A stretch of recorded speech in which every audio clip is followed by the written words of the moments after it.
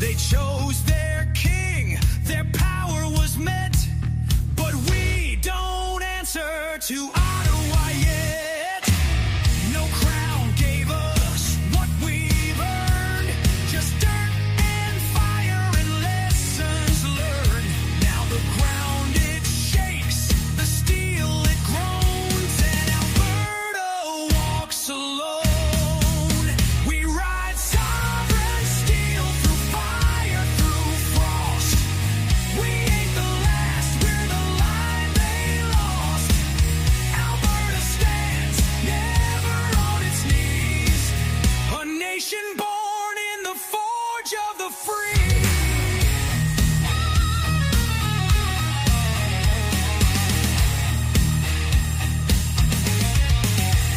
From the rigs to the rails, the crops to the code, we lit their streets, we bore their load. They laughed at pride, they mocked the West, but freedom don't die, it just waits for the test. The cowboys ride, the farmers rise, 5 million strong under open skies. No leash, no lie, no foreign throne. This land is steel and it stands alone. We ride sovereign steel through fire, through frost. We ain't the last, we're the line they lost. Alberta stands, never on its knees. A nation born in the forge of the free.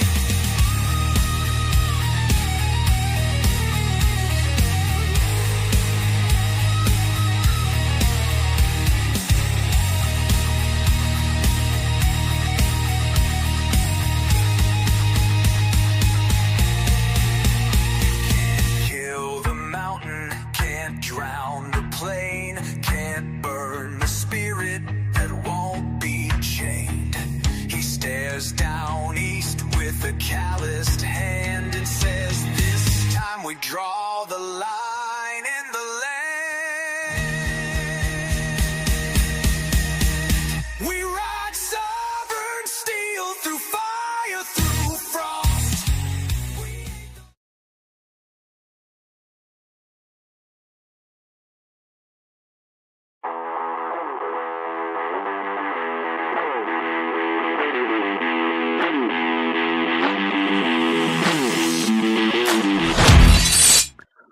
Whoa. It's 7-Eleven Daily Summer with Bruce Show. What are you doing?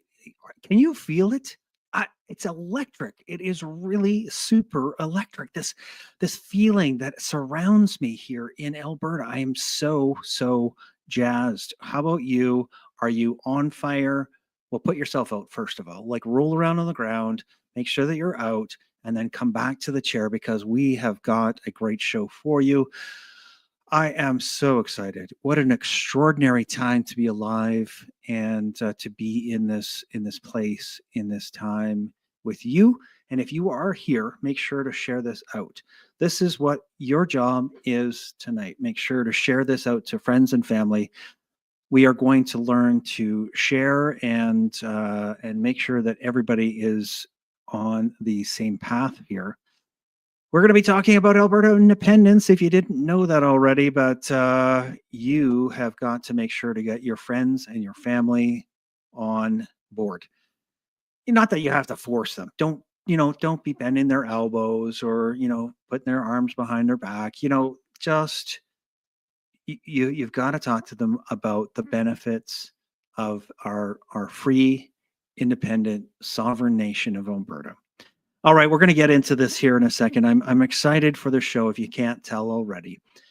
I'm excited for our guest, and I'm excited for the time that we are living in, because you and I are living in one of the most extraordinary times. This is an historical time, and I'm grateful that I'm here to record this and to make sure that we have this recorded for history, because we'll be looking back on this in a few hundred years and say, look what they did. Look how they managed to go up against all of those detractors and the the potholes that were thrown in front of them and the roadblocks that were thrown in front of them, and they still managed to pull that off and make this the greatest, most prosperous, happy, successful, and healthy nation. Anyway, again, I'm so grateful that you're here. Let's get into it. I always like to start off by saying thank you to the process that got us here. Thank you to the last 4 or 5 years that really did affect us and hone us and change us and create the people that we are today. Myself especially. I know that it really was a challenging time, but I also want to say thank you to the local businesses, and one of my favorite is nuggetstacker.com. You go right through my website, unscrewthenews.com, go down to their link. You get a bit of a discount, but you need to hold gold and silver for your family's wealth. It protects your wealth. If you didn't already notice, the price of things has gone, skyrocketing. The inflation is crazy. And, to combat that, you need to hold gold and silver. Give them a call, 1-866-644-2121. Nugget Stacker will help you out. Like I said, go through my website, unscrewthenews.com, and you can find the link there. All right, we are going to get into unscrewing some news. I'm coming to you from the heart of the battle-ready nation of Alberta. We bring you truth and optimism. Our goal is to break free from the media globalist mind control. It is January 7th, 2026, not 25, Craig. No, not 27. Huh? And this is episode number 248. I call this stayfreealberta.com. That's where we want to be paying attention to, stayfreealberta.com. And Dr. Dennis Modry, I call him the grandfather of the independence movement of Alberta. He is I say, because I don't know anybody else that was, firing up Albertans that far back. But Dr. Dennis Modry, I'm going to give you a little bit of a nugget. Some of his past that you may not know is that he was a cardiothoracic surgeon. And he is known for performing Western Canada's first heart transplant in 1985. That's so amazing. And first heart and lung transplant in 1986, first single lung transplant in 1989, and the first double lung transplant in 1990. So I'm bringing him on here tonight because he can explain this so well as far as what we're going to go through, the petition gathering, and the process that we have to go through. One of the other things I want to start off by saying is 2026 is the year of the reckoning. It's the year of the reckoning, and you know what? We're gonna reckon it all. All right. Anyway, so I've got Dr. Dennis Modry hanging out here, waiting for me to bring him on. But I wanted to say that I think it's really fitting that he's the cardiothoracic surgeon, and he did heart transplants. And maybe that's why he's here, is to give Alberta a new heart. He's going to transplant this new heart into Alberta, and he's going to help us through that process. Anyway, I want to welcome him to the stage. Thank you so much for joining me, sir. It is a pleasure to have you. Well, thanks very much, Bruce. It's a delight to be here and to get to the, shall we say, the heart of the matter. That was perfect. Perfectly done. The heart of the matter. Yeah. So I just thought about that when I was thinking about you, and I was like, oh my goodness, we are really working at transplanting a heart. We are really working to revive or transplant a heart, however you want to look at it. But this is how I see the process, when I'm sitting here in front of you. I don't know what you want to say about that, if you have any thoughts. Well, having all the experience that you've had doing a heart surgery, but I would make one comment in this regard. When I was doing cardiac surgery, whether it was changing somebody's heart valves or coronary bypass or doing a transplant or whatever, I could help one person at a time. Mm-hmm. What we're doing now with my colleagues is we're helping millions of people. And even those that don't at present support Alberta sovereignty, we will help those people as well, because they cannot help but benefit from Alberta becoming a sovereign country. So I look at, what I was doing with respect to cardiac surgery as an extension in terms of what we're doing now. In other words, extending from that to, really fixing Alberta, if you will. Yeah. So I'm excited about it, particularly the rapidity with which we've been able to move since we formulated the Alberta Prosperity Society and project in end of January 2022. And so, recognizing that there's never been a movement in Alberta's history, a grassroots movement, a populist movement, that has had the staying power that we have had. Mm-hmm. And, let's face it, when in any organization, when you're building something, there's always going to be challenges that come up. They can be internal challenges, external challenges, etc. But we've overcome these. And I think it's remarkable that we're here with over 1 million supporters, and we're on the cusp, as you alluded to in your intro, of making history. And what we do here in Alberta, I believe, will have implications for what happens elsewhere in the world, particularly in Western civilization. It gives hope to those people who feel like we have been subjugated, dominated, and exploited, and our self-determination inhibited. So I think we give hope to a lot of people around the world. Well, I think you're right. I've talked about this a number of times, but I believe that this is not just reviving our province and the 5 million people that live here, but it's reviving Western culture. It's reviving, that Judeo-Christian sort of foundation that we've had throughout Western civilization. And that's correct. Yeah, and this is really. I think this is so important to do, and I continue to say that it's important to do for our children and our children's children, because we're building that foundation that can be built on, and we can be that beacon for, let's just say, Saskatchewan. I mean, they're right along, they're shoulder to shoulder with us. I think at this point, Quebec is probably going to go the year after, but states, other states, or maybe South American countries, Iran looks like they might be heading off in a direction of reformation or revolution, whatever you want to call whatever's happening there. But it's certainly happening, and we can certainly set some stones, I think, in place. So it is very exciting.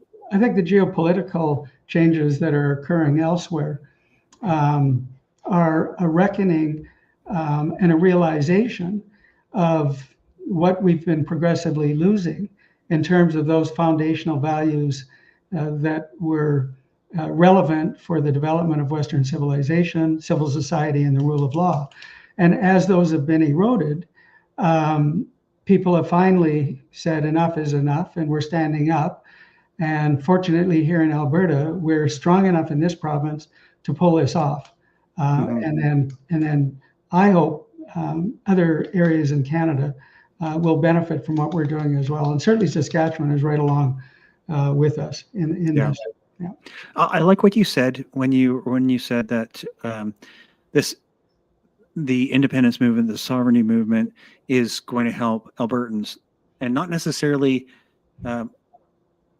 when people aren't necessarily in the same frame of mind at this time, but they will also benefit from these movements. And that's such a I don't know what's the right word, but it's so encompassing, I guess, to say, hey, you're included here too, even though you might not like what we're doing, or you might have some other different ideas. We'll eventually see that this is really, really beneficial to all of our children, their children as well, even if they oppose it at this point. Well, I like to describe sovereignty this way, is that it's not a right or a left issue. In its highest form, sovereignty is ultimate power and control. So if you're a believer, for example, then God is supreme. There's nothing higher than God. But at a more pragmatic level, sovereignty is self-governance, and it's freedom from external interference. And the pursuit of sovereignty is noble because what is it really? It's the pursuit of self-determination. It's the pursuit of your goals and aspirations. It's the pursuit of freedom and prosperity. And on that basis, it doesn't matter, which political stripe you tend to align with. You will benefit massively economically. And why it's so important for people who support as well as people who don't support Alberta sovereignty, if they really understand the implications, because the implications are you get out completely from all federal regulation, taxation, and dare I say, corruption as well, which from an economic point of view, that for many people will more than double their income, and the goods and services that you purchase will be devoid, that is devoid of federal taxation, such as GST, fuel tax, carbon tax, et cetera, and regulatory costs as well. So the benefit is not just good for the individual, it's good for the individual, their family, their kids, future generations, and for their retirement as well. So this is a unique opportunity, and we have to make this work. And I look at it to me as like dealing with a really difficult patient, for example, that's been operated on 3 or 4 times before, gets referred, and you spend 12 or 14 or 16 hours in the operating room getting them through something exceptionally complicated. And you just never give up. You have to win. And that's where we are right now. And that's my mindset. Well, that's it really is admirable. And I want to make sure that everybody understands and I know that you didn't do this by yourself. There's obviously a team. I mean, there's Mitch Sylvester and Jeffrey Rath, and yourself, but there's obviously a team of Albertans, grassroots Albertans that want to have change. But you guys have taken this and it's like a locomotive there's no stopping you guys. And do you have any clue of how many town halls that you guys have done in the last 2 years? Well, if I say or 3 years, I guess. The last 4 years, because it's 4 years, towards the end of January, it's been well over 300. But in the last several months, it's been about 80 or 85. Right. So you've ramped it up, obviously, and this really is such a movement, and I have to take my hat off to you guys and to the work that you've done, because it really it has created this unstoppable, I think, energy around what you've sort of helped to create. So I do want to get into the next steps, because obviously we're as of January 2nd, and you could tell right from my intro that I'm super jazzed that this is, that we're at this stage that we can get. I got 4 pens ready to go, and I'm ready to rock and roll here, Dr. Dennis. I'm ready for my petition so I can get out there and get some more names, but I want to make sure that we are doing this the right way, because we don't want anything to trip us up in that process. Correct. So just to give everybody a synopsis, can you explain to us, because there's probably a lot of people that are asking what happened to APP, because now we have to be talking about stayfreealberta.com. Sure. And we need to transition people to that, but we need to also give them a reason, right? So how do you explain that? Okay. Well, to start with, let's understand what the Alberta Prosperity Society and the Alberta Prosperity Project is. So at the end of January 2022, we incorporated with Service Alberta, the Alberta Prosperity Society, which is a registered nonprofit, nonpartisan educational society with a board of directors that I chair. Under that society is the Alberta Prosperity Project. And the purpose of that project is educational as well, is to educate the public on the rationale and merits of Alberta sovereignty and how to make that happen. All right. So that is the educational entity of APS and APP. Mm-hmm. Now, Elections Alberta has rules and regulations on financing and on how you have to manage a campaign. So it's not in the purview of the Alberta Prosperity Society or the Alberta Prosperity Project to run a campaign, okay, such as the petition campaign. I see. So Mitch Sylvester, who I am delighted to say, I'm the one that got him to take the position as CEO. So I just wanted to make the point about Mitch is the proponent of the petition, okay? Yes. Yes. As the proponent of the petition, an entity has been set up in order to handle contributions to the effort, which is the petition canvassing and signature collection effort.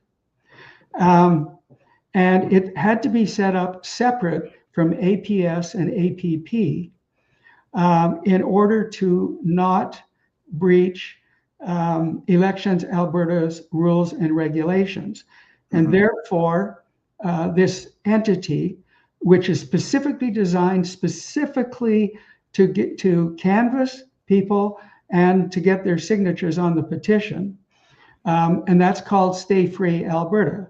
So all of our members and all of our supporters who want to sign this petition need to go to do that through Stay Free Alberta. So we will continue to have town halls, we'll continue to educate, we'll continue to market and advertise, but we do it through a separate entity, which is Stay Free Alberta.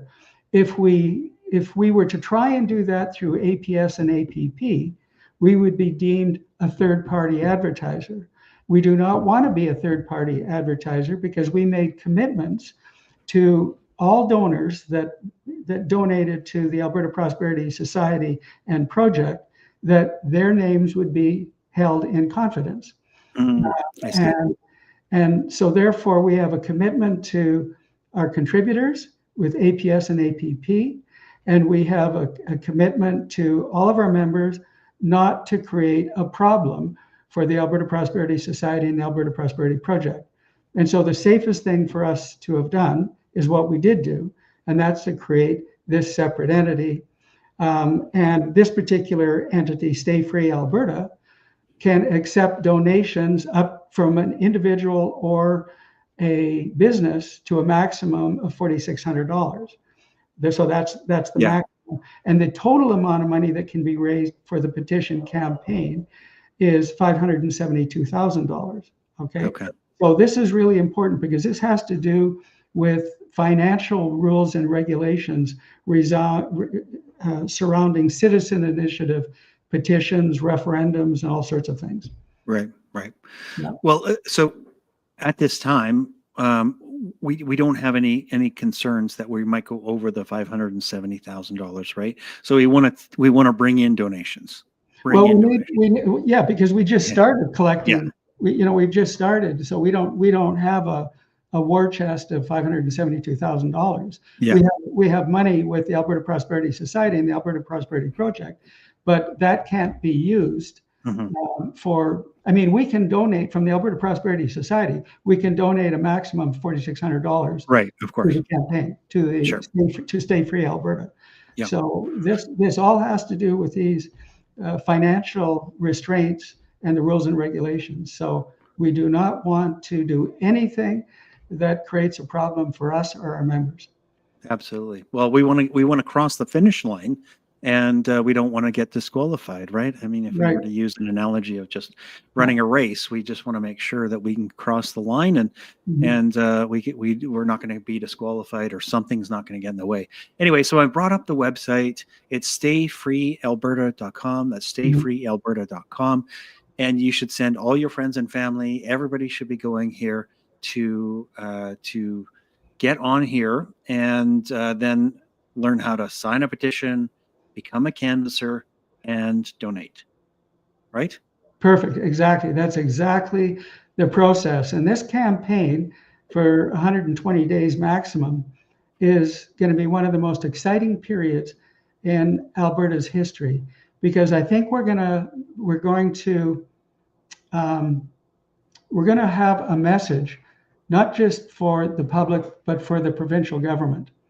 And that is that this petition drive may be so great that it is a reflection very much of what the actual referendum will look like. Right, right.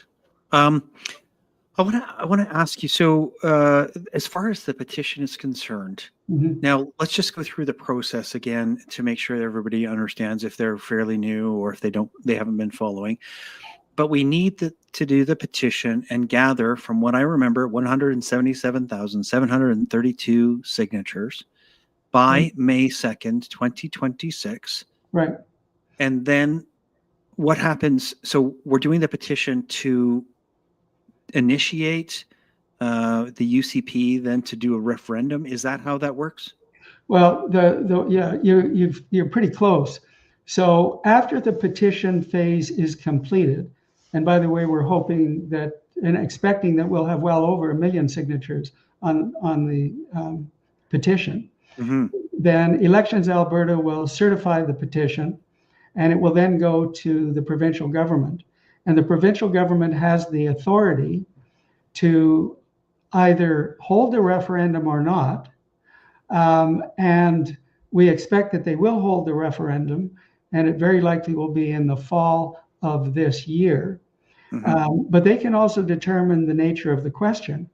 But recognizing that if the provincial government wants leverage to deal with the federal government and the other provinces from a position of strength, they have to have a successful referendum, and it has to go forward.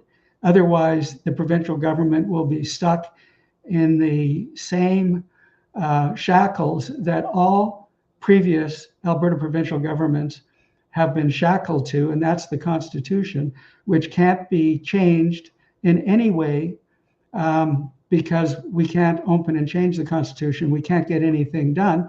And we're seeing a reflection of that right now, Bruce, with Premier Smith not being able to get a single deal with the federal government because the ideologies are so different between Eastern Canada and Western Canada.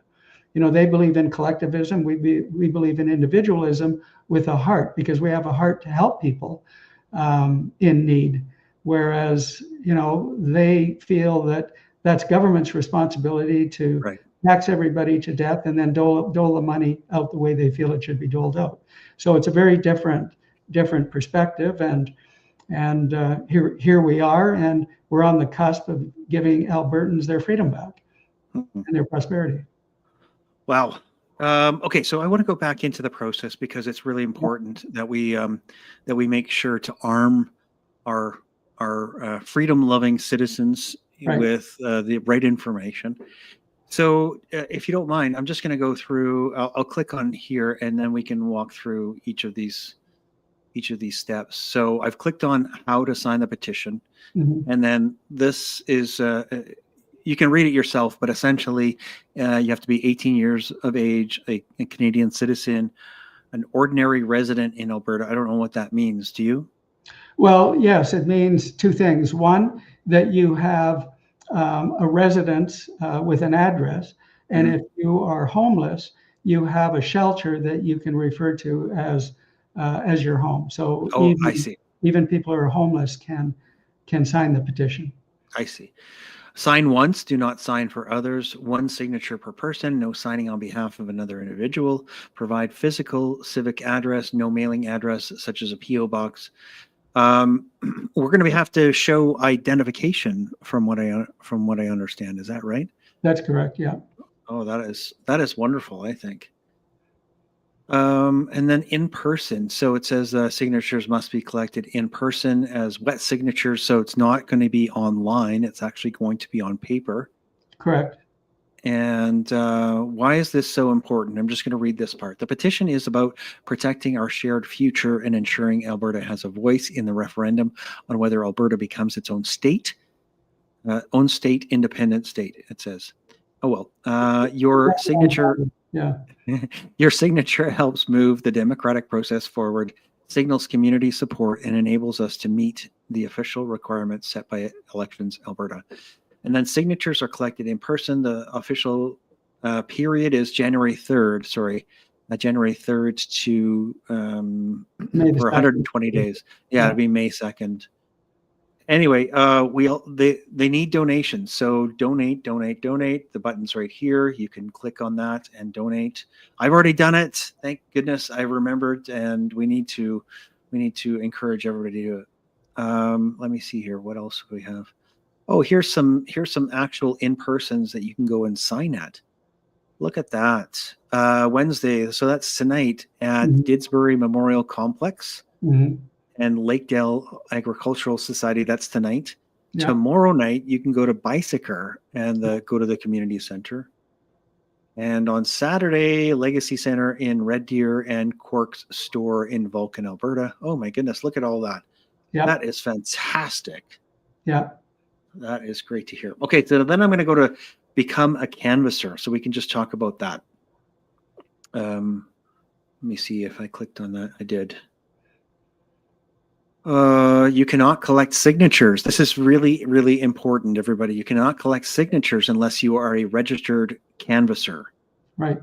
And a registered canvasser, it says here, is the proponent must register every individual they wish to have canvass on their behalf. So the proponent is Mitch Sylvester. Correct. And a canvasser becomes registered after submitting their information through the proponent and Stay Free Alberta to Elections Alberta. Correct. And so I'm just going to slip down to where you can. But this is important to read here, but there is a become a canvasser. Correct. And I think that there's some things that you can fill out here to do that as well, but I'm not seeing that right now. Let me see. I think it's at the bottom, but maybe not at the bottom of this particular. Maybe it's right here. Yeah, there you go. And I'll pull that up here in 1 second and show you what that looks like. So then you go to this screen here, and it says become a canvasser, and then you just fill out your information in here. Yeah. And then you just save the volunteer information. Yeah. Yeah. And then you'll be contacted. Is that right, Dennis? Yeah, that is absolutely correct. And it's not a complicated thing to become a canvasser. Really, the important part of it is approaching people with respect. You have to show them the badge that you are a registered canvasser. And then you have to ensure that anybody who signs up does show their proof of residency of Canadian citizenship and where they live, because that's the information that has to go to Elections Alberta to certify that the person signing is a valid individual. Right. Yeah. And that's how we're going to cross the finish line is by doing all of these steps on a regular on ongoing basis for the next 4 months. Correct. And then collecting it and doing all the things in a step-by-step process. Correct. We can't get all willy-nilly like I can, and we have to go through these processes so that we do it right. And this is going to, I think, be such a monumental moment for Alberta and for our children and for the history books. I just can't imagine how huge this is. I want to relate it to something that many of us went through because it was an extraordinary and exciting time as well. But this is so much. This means so much more. And you were probably a part of it. Because you lived in Alberta, but we had the Olympics in 1988. And I know a lot of people participated because it was such a huge event. Mm-hmm. And the movement and the energy that came out of that. This, I think, is like 10 times the excitement for me. And well, I think it is for a lot of people. And for those who have angst about Alberta becoming a sovereign country, our job as educators is to inform them of the facts and how they will benefit. It's impossible to lose in any way, shape, or form in this process. And we need to do our best to overcome the fear mongering. Mm-hmm. And whether it's fear mongering or not for certain individuals, if they're fearful about it because they're concerned about their pension or they're concerned about something, we need to be able to address that. And that means we need to be able to get in front of them. We need to be able to talk to them. Mm-hmm. And so that's why we have these town halls. Because one thing about town halls, Bruce, is that the mainstream media can't get in the way between the presenters and the listeners. Yeah, there's no censorship whatsoever, right, of the information. I mean, you're there face to face. You've got people there like yourself and Jeffrey Rath and the Mitch Sylvesters of being able to answer those questions, those hard questions, and they're like you said, they're very important questions. If you're concerned about your pension and what that's going to look like, those are really real questions, and they should be answered. And we are answering it. That's the thing. Especially if you're a pensioner and you want your pension to double or triple, here's your opportunity. Mm-hmm, mm-hmm. So, okay, here's a question that maybe people ask you, or maybe they haven't. But is there going to be some sort of a gap? Let's say that we are switching to. Let's say that we get the referendum done and everything's moving forward. And I'm now a pensioner and I'm concerned about my CPP. Is there a gap between, the month of November when I got my pension and, December or January? That's a real concern for some people, right? Yeah, there will be no gap at all. Yeah. There'll be no gap because during the negotiating phase, the Canadian government is still obligated to pay to pay pensioners their pension funds, their monthly funds. OAS, same thing. And it would be no different if that pensioner were living in Costa Rica or France or Belgium or something like that. They'd still get their Canadian pension. Mm. Okay. There was something I slipped my mind. I just had it and now I lost it. But obviously, this process. What did I want to ask you? Goodness gracious! Is there something else that I'm missing, Dennis? While I try to regain my train of thought. Were you thinking in terms of the petition process and the canvassers going out and? Yeah. What does that look like? Let's say that somebody wants to be a canvasser. Mm-hmm. What does that look like as far as, how are they going to go out and get those names? Yeah. Well, what will happen is with the massive number of people that we expect, to be canvassers, and we kind of think it's going to be perhaps 100,000 people or more that are out canvassing.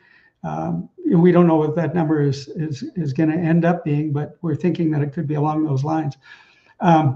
So for the canvassers between now and May the 2nd, we expect to knock on every door in the province of Alberta, and if somebody is not home, leave a door knocker there, or a card hanging from their doorknob with respect to the petition and why they should sign the petition for their best interest, mm-hmm. and how to get in touch. So that is going to be the process for the canvassers, and we have a mechanism in order to monitor the weekly performance of how we're doing mm-hmm. with our canvassing. Okay. Okay. Now, will there be? I know that we've already seen a list, because I had already looked at it with you, of places that people can go to on their own to get signed up.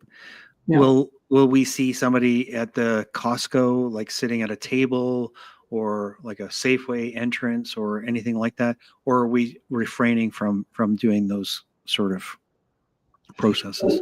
Yeah, that's a good point. There will be efforts made along those lines, but information we have from Elections Alberta is that no business, organization, museum, library has to permit a petition desk to be set up.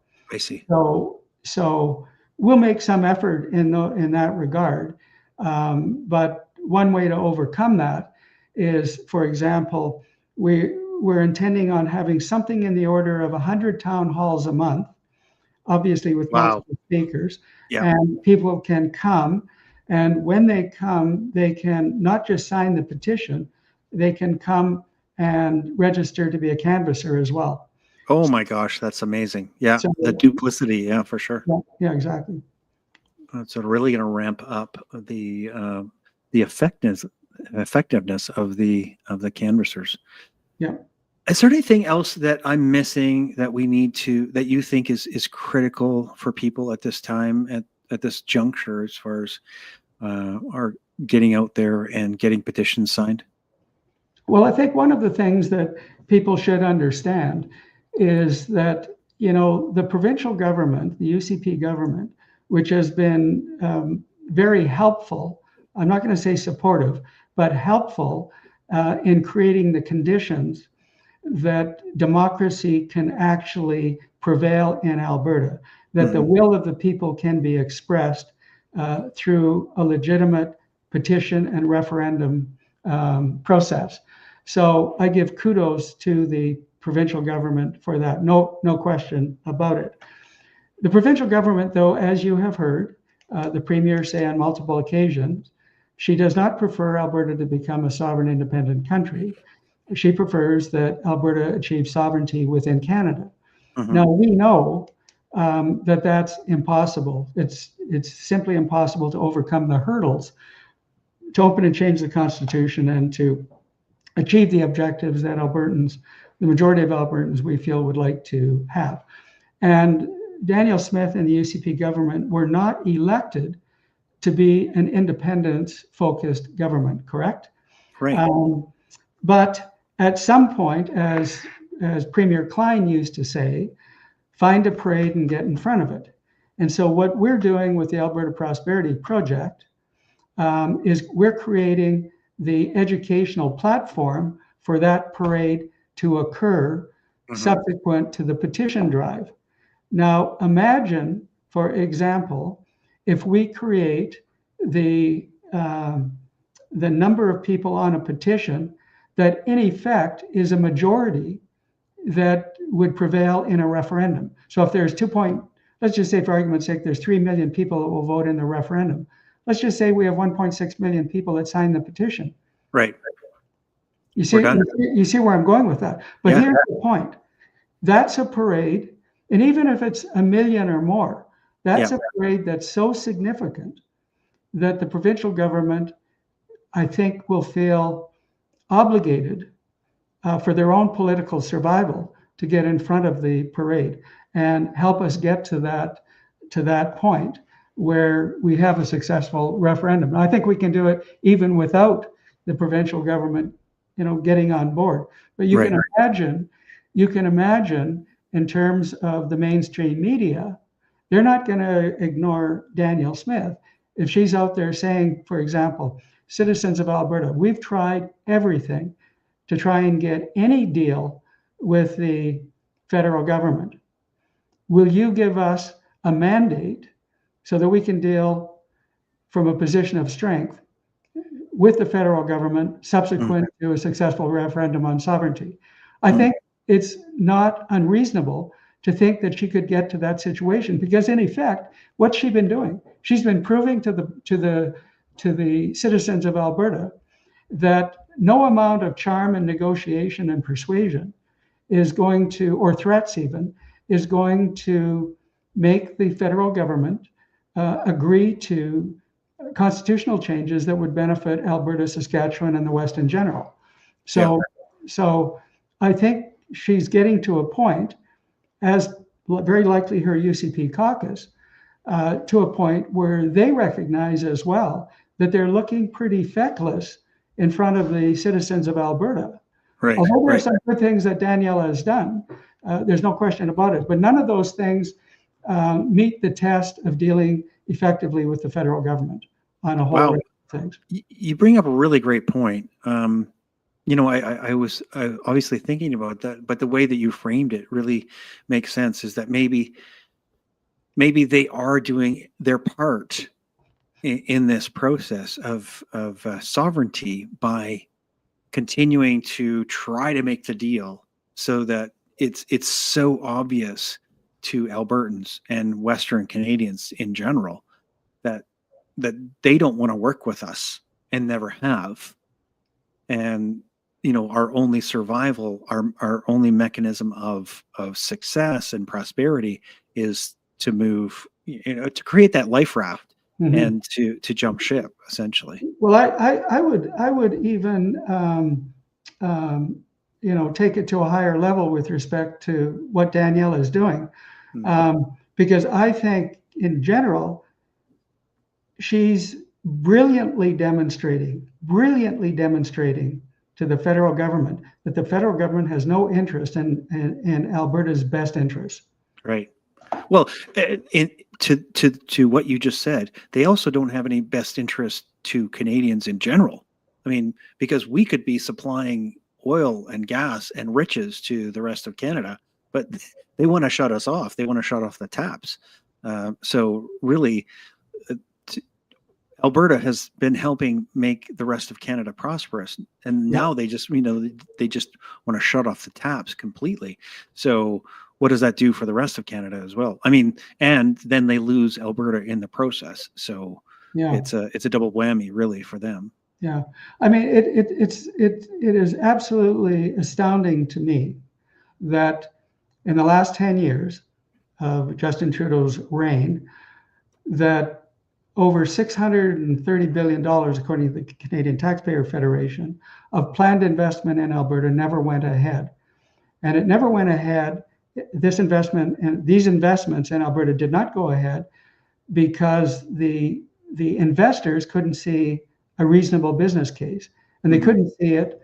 Why? Because of federal regulation, taxation, and for some it might include corruption as well. And how is that manifest? Well, in the last 10 years, if you look at economic growth per GDP of every industrialized country in the world, every single industrialized country in the world, Canada was dead last at 1.4% economic growth per GDP over 10 years. That is unconscionably abysmal. I don't know how there aren't words to express how ridiculous we've been managed in this country. And so our only salvation really, and the salvation of people elsewhere in Canada, it might be tough for a few years, but they'll get their act together because they'll realize that there has to be another path forward for freedom and prosperity for other areas as well. And I think you touched on this earlier. Quebec is very likely to leave the year after. When you say, and I like how you said, that it might be tough, and for a couple of years, I want to touch on that just for a second, only because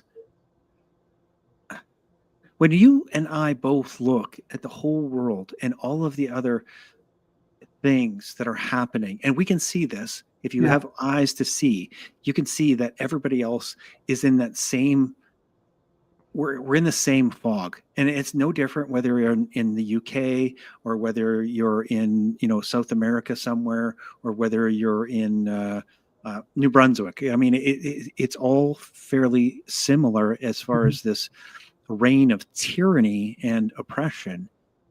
Sorry, where was I going with that? But this, I think that when we swing open the doors and when we show people what we've created by actually just doing the referendum and getting a positive on the referendum, I think that our doors are going to be, people are going to be rushing to the doors of Alberta.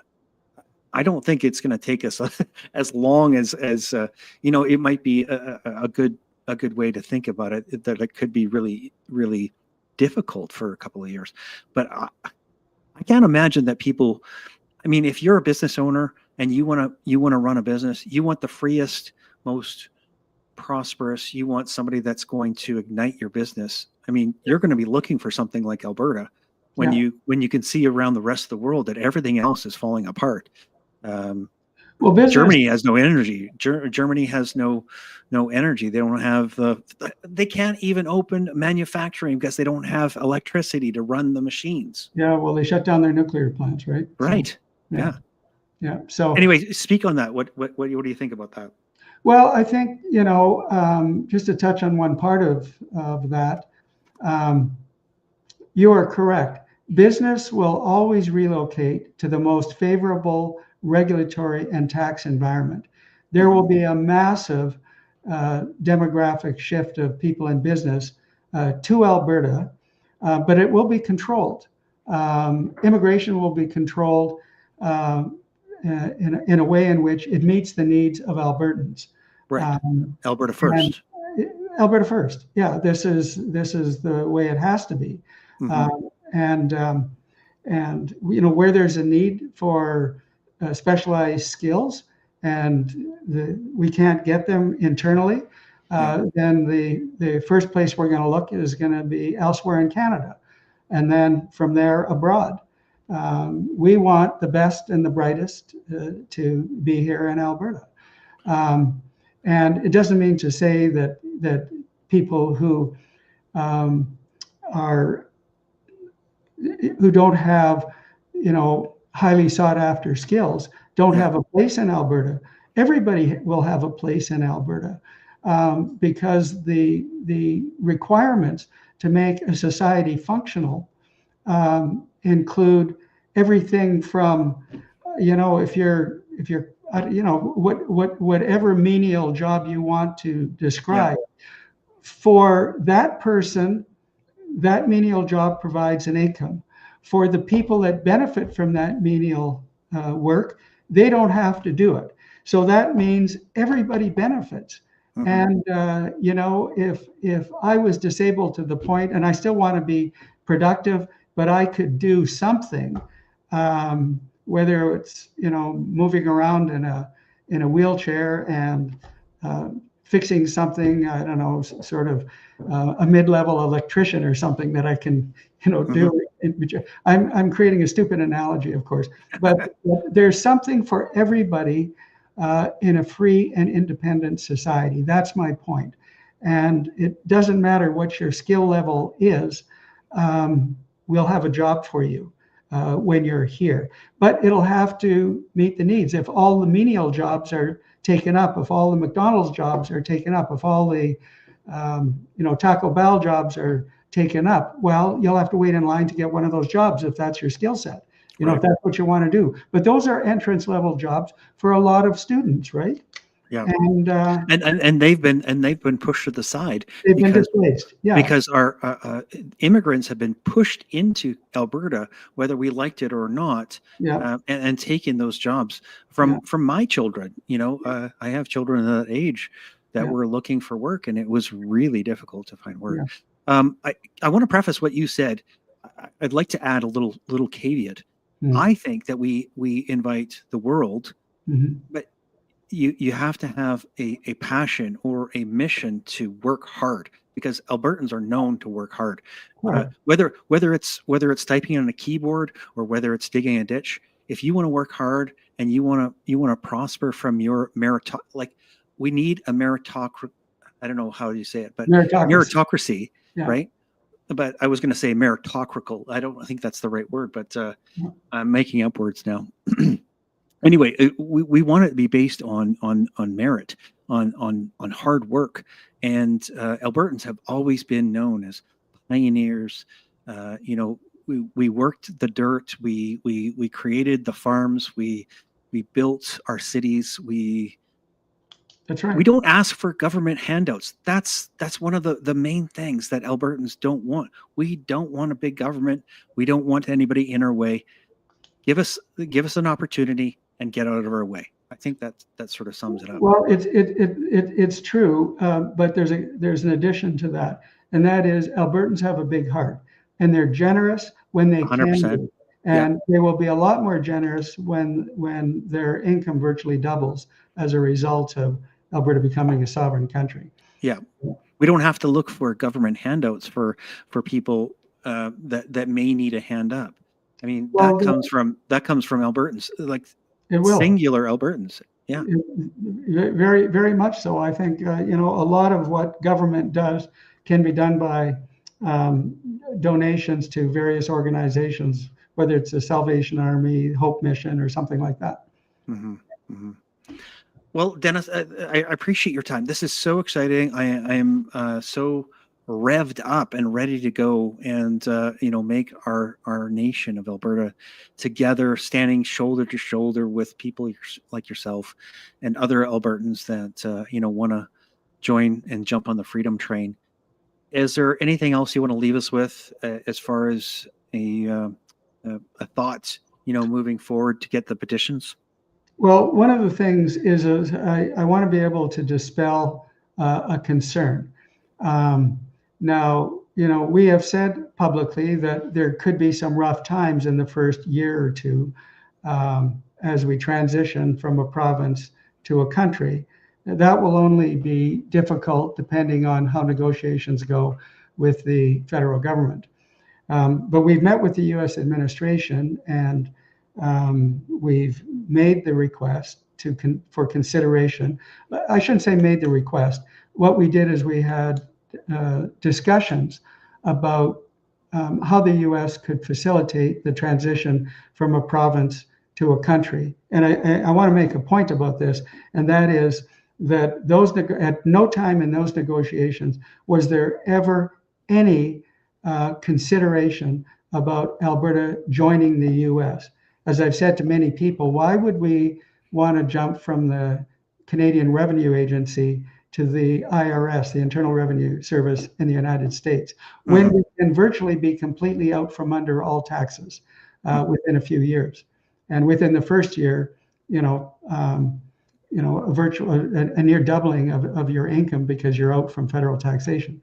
So it's really important to understand, number one, what we are not advocating for, and the U.S. is not interested in Alberta joining the United States. Number two, we discussed the merits of a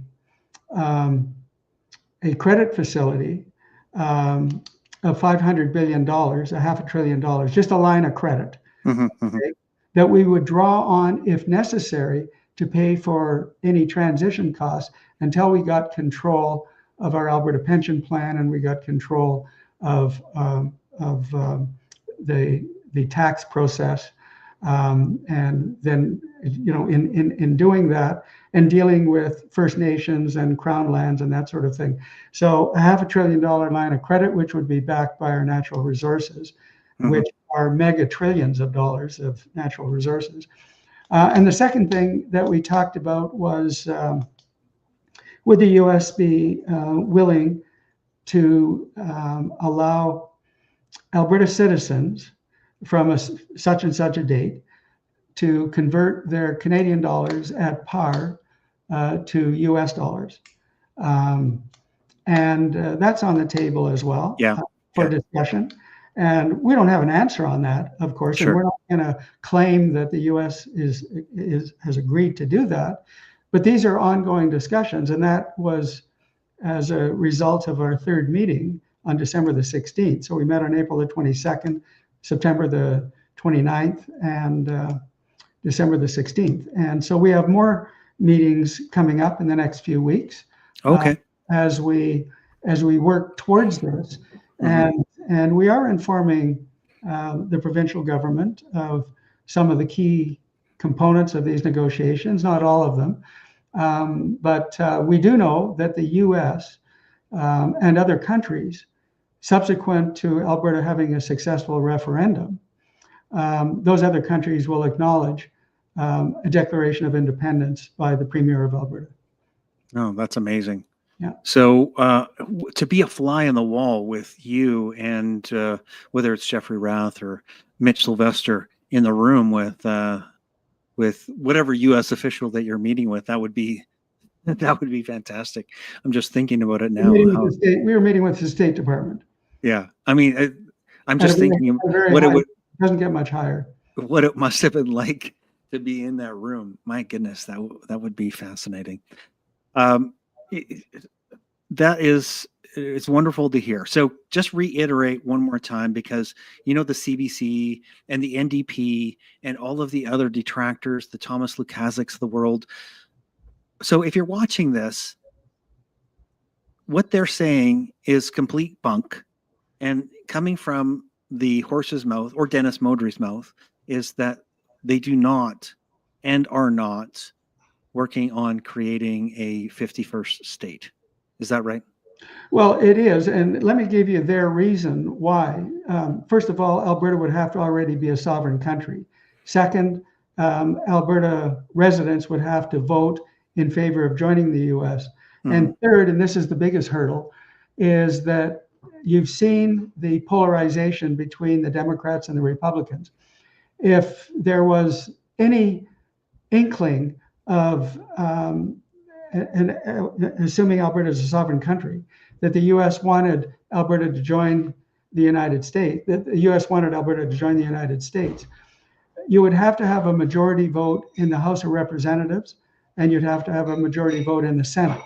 Okay, now why it can never occur is because the Democrats, in order to agree with the Republicans that Alberta join the U.S., the Republicans would have to agree that D.C., Washington, D.C., Puerto Rico, and Guam would have to be new states as well, and they would all be Democratic states. Alberta would be a Republican state. So they will never agree on that. So there's just no point even going there to have that discussion. It's totally, absolutely irrelevant. And, for Mr. Lukasz, see, this is the difference between what we are doing and what we are educating the public about. We are educating the public honestly and with the facts. What Mr. Lukasz and his group are doing is they're creating misinformation. All right. And that's the difference. Honesty versus dishonesty. It's remarkable to think, but that seems to be the way the left operates these days. Well, it seems like it, because I believe it's their only weapon at this point, because they can see the writings on the wall. I think that the writing is on the wall, and their only weapon is to lie and to cheat and to find some way to discredit and maybe slander or smear somebody in the campaign, so that they can try to push it off. That's the mantra that they follow, because they don't have any good arguments. I mean, you could pose this question, give me a good reason why Alberta should, or let me rephrase that.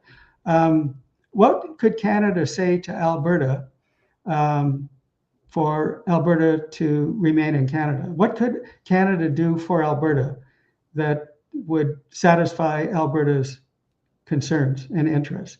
Mm-hmm. Mm-hmm. Nothing. I don't think there is anything. Yeah. There's nothing that they can offer us, or they will offer us. Okay. So one pipeline, even two, wouldn't cut it. No. And why? Because they take half the revenue. They're taking half the revenue today.